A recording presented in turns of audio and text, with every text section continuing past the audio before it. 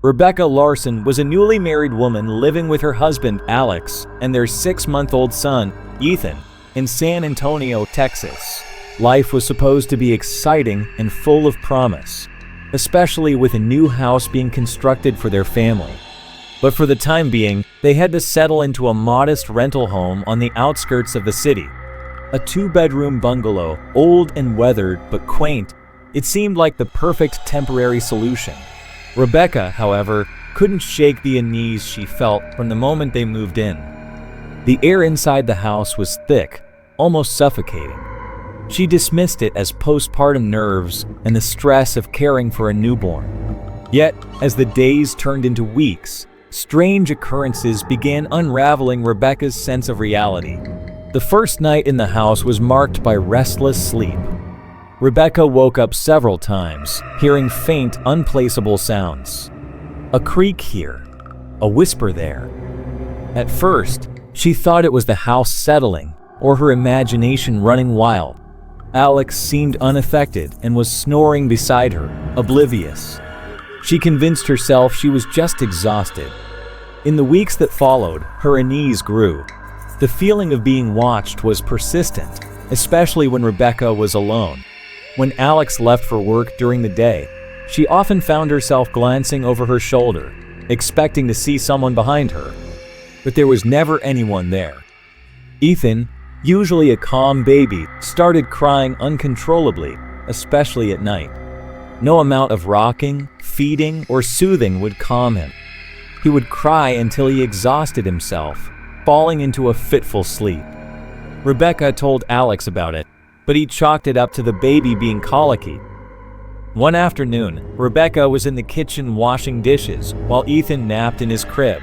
She placed a stack of dirty plates in the sink and stepped away to grab a dish towel. When she returned, the plates were gone. After a frantic search, she found them clean and neatly stacked in the cupboard. Confused, Rebecca called Alex. "Did you come home during lunch and wash the dishes?" she asked. Alex laughed. "Are you serious? I've been at work all day." "You washed them and forgot." Rebecca frowned. She knew she hadn't washed them, but she let it go. Maybe she was just tired. Then there was the crying.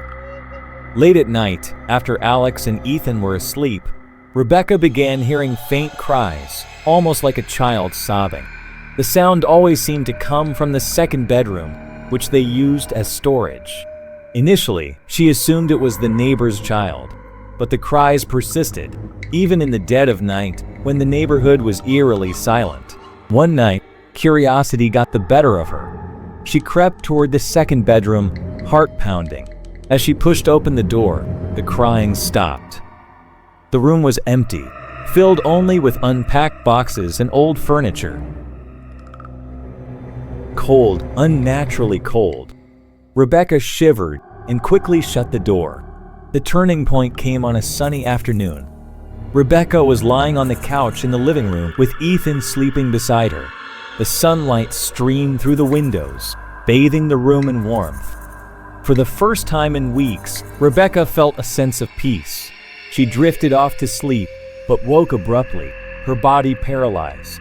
She couldn't move, couldn't speak. Her eyes darted around the room, wide with terror. That's when she saw a shadow moving across the wall. It wasn't the shadow of a tree swaying in the breeze or a bird flying past the window. This shadow was human-shaped, tall and menacing. It moved slowly, deliberately, as if it knew she was watching. Rebecca wanted to scream, but no sound came out. She prayed silently, reciting verses she remembered from childhood. Slowly, the paralysis lifted. The shadow disappeared. She scooped Ethan into her arms and ran out of the house, waiting on the porch until Alex came home. Things reached a horrifying climax a few days later. It was midday, and Alex had come home for lunch. Rebecca decided to take a quick nap while Alex watched Ethan. She lay down in their bedroom and fell into a restless sleep. Suddenly, she felt a hand grab her leg and pull. Her eyes flew open, but she couldn't move. Her body felt as if it were pinned to the bed. She tried to scream, but her voice wouldn't come out. Slowly, her leg began to rise into the air, as if an invisible force was lifting it. Her eyes darted to the wall, where she saw the shadow of her leg being raised. Desperate, Rebecca began reciting a prayer in her mind. The pressure on her leg eased, and her body became lighter. But as she turned her head, she froze in terror. Lying beside her on the bed was a child, a decayed, ghostly figure. Its hollow eyes stared into hers, and its rotting mouth was twisted into a grotesque smile. The smell of decay filled the room. Rebecca screamed, a blood-curdling sound that brought Alex running. When he burst into the room, the figure was gone, but Rebecca was inconsolable. She demanded they leave the house immediately. As they packed their belongings, Rebecca felt a mix of relief and lingering fear. She needed to know what had happened in the house. Before leaving, she visited the landlord's wife, Mrs. Carter, who lived nearby. Mrs. Carter hesitated but eventually opened up. Years ago, a family had lived in the house, a husband, wife, and their 3 children. The 2 youngest were twin daughters, Lily and Sarah, who were 6 years old, and their older brother, Michael. One night, Lily died mysteriously in her sleep. When the family woke up, they found her lifeless body, her face blue and her eyes wide open. The family was devastated. Shortly after Lily's death, the father had a tragic accident that left him paralyzed. Unable to care for the house, the family moved out, and the property was rented to strangers. But tenants never stayed long.